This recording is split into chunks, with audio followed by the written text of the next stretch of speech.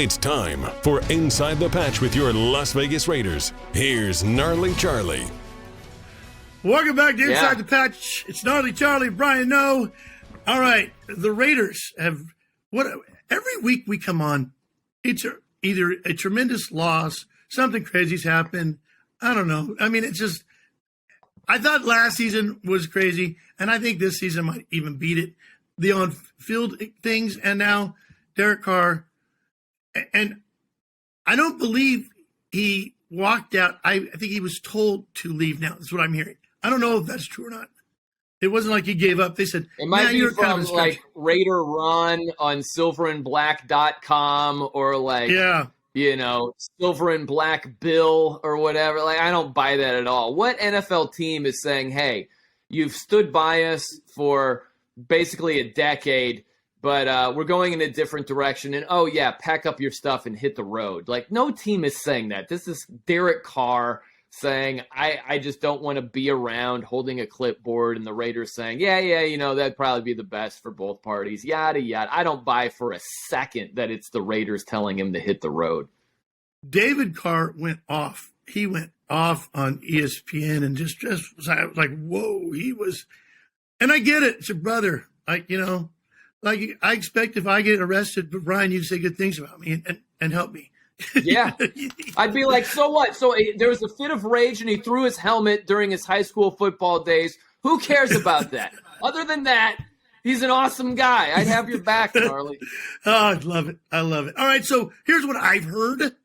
I heard Devontae said he wants to be a Raider. Now, let's preface this that that's the only answer he can have. You know, why would he say anything else? He's got a contract. It just, I want to be a Raider. Sure, I want Derek, but at the end of the day, they're separate people. It wasn't a double contract, you know? Yeah. Yeah, it's a little bit like a Philadelphia fan. You know, it's conditional love. It's not unconditional. Right. The conditions for a Philly fan, if they root for the Eagles, is you guys play well and we love you. If you guys stink, we're going to let you know about it. Like, it's got to be conditional. And I would look at that the same way as Devontae Adams. He doesn't have unconditional love for the Raiders. I mean, what player would for their organization? Very, very few. And especially being 1 year in, this is conditional love. So I think if you've got the quarterback situation ironed out, okay, you know, if we're in a direction where I can see a positive future, all right. If I don't see that, all of a sudden a trade request doesn't sound like the craziest idea. Right. Well, you got to think about in life in general. I mean, there is a expiration date on every player. There really is. And I guess the Raiders were famous because Al Davis would bring back these Hall of Famers, Ronnie Lott, Eric Dickerson, and let them finish their contract as a Raider. And it didn't always work out, but this is the way it goes, you know? Yeah, man, I'm telling you, that's going to be really interesting in the offseason with Devontae. And is he around? Does he? And I thought you made a great point. That's the only answer he can give right now is, oh, yeah, I want to be here. I plan to be here, yada, yada. Things change. I mean, there are so many examples of that. Think about Nick Saban comes to mind, where he's like, I'm not leaving the Dolphins, okay? And then he left the Dolphins for Alabama. So even though you give those answers, doesn't mean that's how it's going to play out. Well, you pointed that out. You said the coaches can get fined for one, but they cannot. It's their job to lie to us. It's their job to deceive us in a way. You know, it's part of the gamemanship, you know. In poker, we call how it goes, man. It's part of the locker room. If Josh McDaniels stood up there last week and said, all right, here's the deal. Derek Carr has been good, but we need better. And so we don't want to be on the hook for $40 million, so we're putting him in bubble wrap. Jarrett Stidham, I mean, what are the chances he's going to be any good? Not high. You know, he's not going to be our quarterback of the future, but, I mean, this is what we're doing. Like, that's the truth. He's never going to say that in a press conference. It's going to be, oh, this is the best for both parties where we've mutually decided Derek Carr is not going to be around, and we got to get a look at Stid. We got to see what Jarrett Stidham is all about. We got to evaluate. You know, and I guess that's the part of being a a fan as opposed to in the business part of it. Like, it's hard for me as a fan to look at sending Derek Carr down the road with all the records. But look at Brett Favre. When he left, he went to the Vikings, to the Jets. He just said, I wasn't done yet. And I don't know. It's tough to swallow that. Yeah, man. I'm curious to see what happens. Is this a Brett Favre-like path? Is the next team for Derek Carr the Jets? Yeah. That was the first team other than the Packers that Brett Favre, technically it's with the Falcons and then the Packers, but after the long Packers stint, it was with the Jets. I wonder if that's going to be similar for Derek Carr. Long, near-decade run with the Raiders. Maybe he's a Jet. I mean, the Jets just need someone who's stable. Isn't it funny, right? The Raiders are like, we need to do better. The Jets are like, Derek Carr would be amazing for us. We'll take him. Someone actually competent over here. Right. Well, and you know, I think it was in 2016 we had one of the most expensive lines, like the offensive line, and we had to start getting rid of him because we couldn't afford any other players. Derek was protected and he threw really well, but it's part of the game. You can't have expensive players everywhere. That's what they did it that way. So yeah. I mean, even the worst NFL player is way better than most people ever. You know what I mean? It's like, I live out in the country and people have horses. The worst racehorse could kill every horse out here in a race. The worst one, you know? Well, that's the thing, man. If we ever talk about quarterbacks, people mess this up all the time. It's all relative. It's relative to that level. If I talk about Sam Darnold stinks, he stinks at an NFL level. He's freaking amazing to even get to where he is, but people mess that up all the time. It's all relative to being a professional football player. Right. I mean, and think about, that's one thing I always ask these players. I mean, that first time you're in the locker room and you're putting on, I don't know, the Jets, the Oilers, the Raiders, whatever it is, it's got to be like, oh my gosh, and that's it, Oilers. Yes. I mean, I love how long it just proves how long you've been a diehard NFL fan. You know, it's but like, how did that come up? Just the whole old school vibe, you know, like the Baltimore Colts. You know, when football was football over here. I mean, I told you about my friend that thought Johnny Unitas was a cheer, like Johnny Unitas. She thought it was things people said at halftime to get the team motivated. And I go, you know, that was an actual player. She goes, was it? She thought like the Gipper got the team today. Johnny Unitas, let's go. And I go, I guess it does sound like it. Johnny Unitas. Yeah, it's Raiders need that. Actual player, you know? Yeah. It's funny, man. I'm a diehard sports fan. My sister is not even close to a sports fan. And my nephews, in turn, doesn't know anything. Don't know what's going on either, for the most part.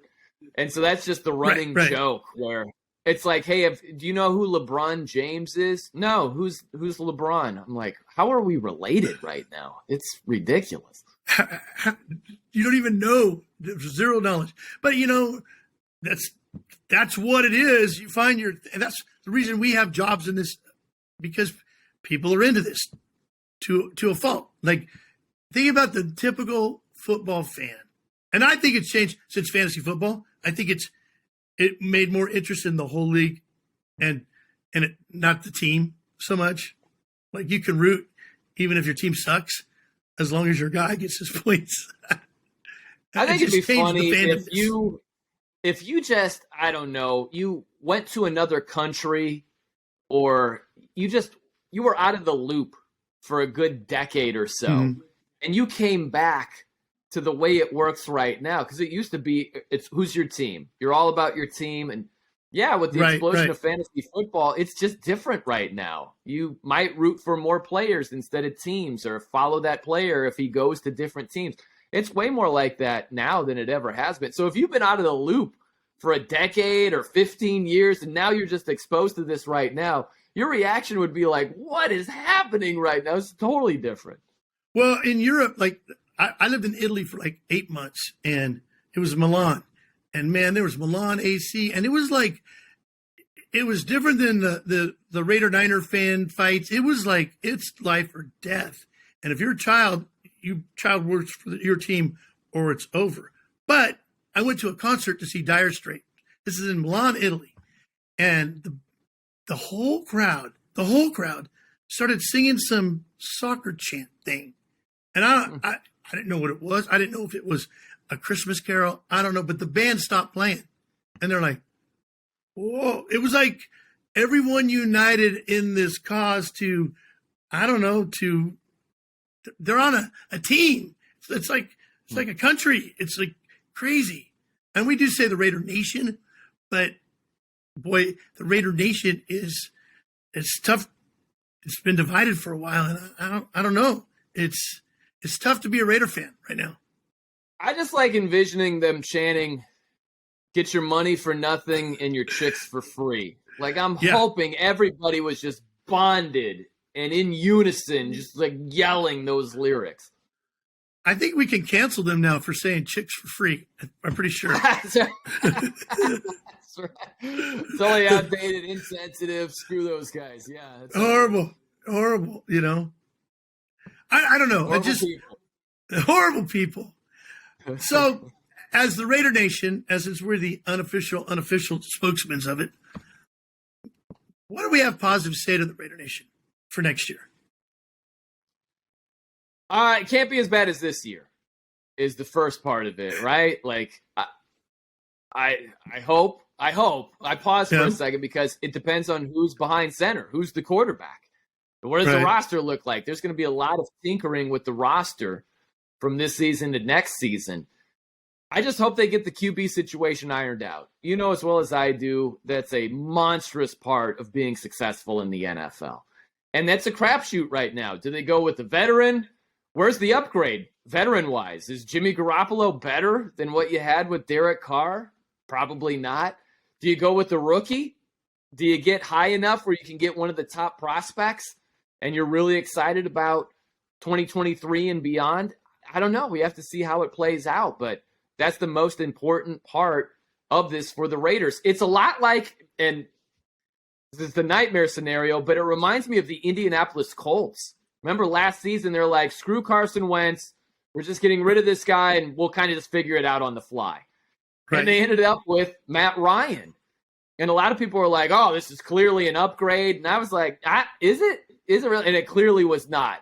So it's possible that's the way it goes for the Raiders. Didn't Matt Ryan have a 46-yard run against the Raiders? I believe he's still running right now. It's the slowest of his career against the Raiders. What is happening? The slowest run I've ever seen in my life. All right, in Jeff Saturday's first game as an NFL head coach. Unreal. I was thinking, this is one of the rumors I've heard is Brady's coming in and they're going to get a young quarterback and Brady's going to train him. And as a bona fide Brady hater, I don't know how. I mean, obviously, if Brady becomes a Raider, I'm a fan, I guess. You know. Yeah, but I love where you get, and this is not a knock on you, Gnarly.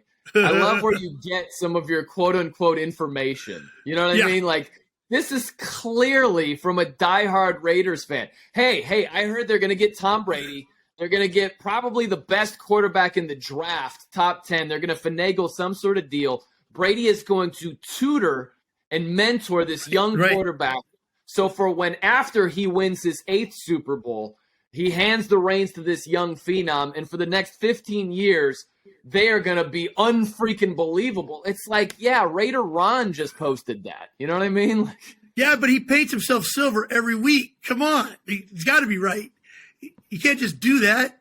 I heard they're going to trade for Justin Jefferson, the stud Vikings wide receiver, to team up with Brady, and also for when Brady hands the reins to, they might get Bryce Young and CJ Stroud and just kind of figure out who's the better quarterback of the two going forward. And that's going to work out fabulously, yes. Well, I also heard, and now this is a rumor, that the Bengals-Buffalo game is going to be played on Madden, and that's how they're going to cite it. So I actually heard that they're going to have tryouts for will it be Josh Allen or will it be Joe Burrow, who is the Raiders quarterback next season, that will be waiting in the wings once Tom Brady is done, and then they take over. But they're also going to draft a young quarterback. So they're going to have all three. They're going to have Brady, either Allen or Burrow, and then their top 10 pick. And then it's going to be Brady in 23. Then it's going to be Allen and Burrow for the next 8 years or so. And then it's going to be the rookie quarterback for the remainder. So for the next 16-plus years, they're covered. Right. Well, and think about that wishbone. You got Allen, you got Brady in the backfield. The flea flicker would be amazing. It's just we're just flicking fleas. That's, you know what? I'm glad you brought that up. That's the other rumor I've heard. Yeah. So you have Brady at quarterback. You've got Josh Allen in the slot. And then you have either Bryce Young or C.J. Stroud as your wide receiver. And now when you think about double reverses, passes, like who's going to throw the ball? I don't know. It's going to be amazing is what I've heard. That's what I think, Brian. I think we're finally onto something. Now, Brian, I want people to be able to get a hold of you in case they're mad at you. So what is your Twitter handle, your Twitter? You know what? They might be very mad at me based on all the stuff that I'm at the No Show. You spell my name Noe. So at the No Show. And it's all love, silver and black fans. Right. I come bearing gifts, you know? It's just funny. Look, it's not a Raider thing. It's an NFL fan thing. Sometimes it's just blind optimism. It doesn't always work out that way is what I'm telling you. Exactly. And you know what? It's like the minute we got Devontae Adams, I know Raider fans bought Super Bowl tickets. And here we are. And I guess the Super Bowl tickets are still good, but it ain't going to be no Devontae Adams and Derek Carr in the thing. So, here we go. Not going to happen. But the unknown is exciting, Gnarly. I will say that. You know, it's like this would be a weird comparison, but what if you had clothes and they were good, but they could be better, and you just got rid of all your clothes? It's like, are my clothes going to be better going forward? Are they going to be worse going forward? Like that's where the Raiders are, getting rid of Carr and not knowing who the next guy is. They're getting new clothes. Yes. Well, Stidham on Matt is probably like a 40, and Mahomes is a 99. What if Stidham? What if they play for pink slips? So if Stidham beats him, he gets the 99. Is that how that works? Pink slips? Can you do that? Can you? I like it. Instead of a retirement match like pro wrestling, we get a Madden reversal game. You know, if Stidham outplays Mahomes, flip-flop the Madden ratings. I like it. We're playing for ratings. We're playing for our number. That's right. I think there's something there. That idea. Well, Brian, no, thank you so much for being on. We'll talk soon. And real quick, Raiders or Chiefs, who's winning? Well. Okay, just give the answer you think you should give, not what you really feel. Raiders 77, Chiefs 3. That's a modest prediction right there. Modest. Yeah, I don't think they've got it in to get a field goal, but whatever. Okay, I'll take right. It. Yeah, you might be right. Yeah, you might be right. Maybe so. That is a 74-point spread. All right, and we were the underdog. Yeah, like if you have the Chiefs plus 74.5, bad bet. Bad bet. Don't do it. Don't do it. Don't do it. Ladies and gentlemen, Brian No. Hey, coming up next, a famous Bradshaw from the NFL. It's Morris Bradshaw, not Terry. We wouldn't have Terry on, but Morris Bradshaw is coming up next. We'll be back with more Inside the Patch on 1430 ESPN, your official home of the